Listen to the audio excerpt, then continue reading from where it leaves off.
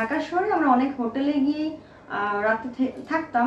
এখন আদর কিভাবে করতো সেটা তো আসলে ক্যামেরা বোঝানো যায় না। দেহ ভালোবাসলে কেন আমার সাথে 2 মাস থাকবে? দেহ ভালোবাসলে দেহটা ব্যবহার করতো, সে বিয়ে করতে চাইলো কেন? রাজের সাথে আমার প্রথমত ফ্রেন্ডশিপ হয়, তারপর একজন আরেকজনকে আমরা অনেক সময় দিই, তারপর তো ভালো লাগা থেকে ভালোবাসা, আর ভালোবাসা থেকেই আমাদের ফিজিক্যাল রিলেশনটা হয়। আসলে রাজ আমাকে কখনোই পটানোর ট্রাই করে নাই। রাজের সাথে আমি বললাম তো বন্ধুত্ব সম্পর্ক ছিল। ফ্রেন্ডশিপ থেকে রাজের লাইফস্টাইল কেমন ছিল, ওর গত টাইমে কি হয়েছে সবকিছু আলোচনা করেছে আমার সাথে। তো ওই আলোচনা, একজন আরেকজনকে সময় দেওয়া, একজন আরেকজনকে বোঝার যে সময়টা, বোঝার যে মনোভাব, ফিল, সেটা আমিও দিয়েছি, সেটা রাজও দিয়েছে। কিভাবে বুঝবো? একটা মানুষ যখন তার মনের ভাবনাগুলো প্রকাশ করে সেভাবে বোঝা যায় নাকি?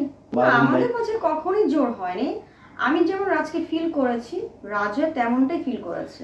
ফিল দিয়েছি কিভাবে? ওই যে আমাকে সময় দিয়েছে, আমাকে সম্মান দিয়েছে।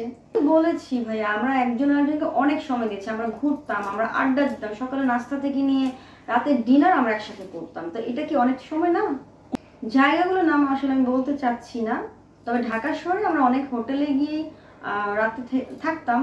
সারা রাত আমরা গাড়িতে ঘুরতাম। রাজের একটা বাইক আছে, রাজ বাইক চালাতে অনেক পছন্দ করে, বাইক দিয়ে আমরা সারা রাত ঘুরেছি। আমরা দিনেও ঘুরেছি, রাতেও ঘুরেছি। রাজের মা তো প্রথম থেকে চাচ্ছিল না রাজের সাথে আমার সম্পর্ক হবে। রাজ আমাকে অনেক ভালোবাসে বলে। দেহ ভালোবাসলে কেন আমার সাথে 2 মাস থাকবে? দেহ ভালোবাসলে দেহটা ব্যবহার করতো, সে বিয়ে করতে চাইলো কেন?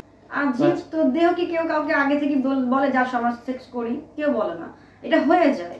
আমি তো বলেছি যে আমরা ঘুরতে গিয়েছি, আমরা সকাল নাস্তা থেকে নিয়ে রাতের ডিনার একসাথেই করতাম। যখন একটা ছেলে একটা মেয়ের কাছাকাছি থাকে, অনেক সময় দেওয়া হয়, তাদের মাঝে আদর তো হবে, এটা তো অস্বাভাবিক কিছু না। এখন আদর কিভাবে করতো সেটা তো আসলে ক্যামেরা বোঝানো যায় না, বা আপনাকে আমি বোঝাতে পারবো না। এটা বুঝে নিতে হবে একটা ছেলে বা একটা মেয়েকে কিভাবে আদর করে। হ্যাঁ, গার্লফ্রেন্ড বয়ফ্রেন্ড।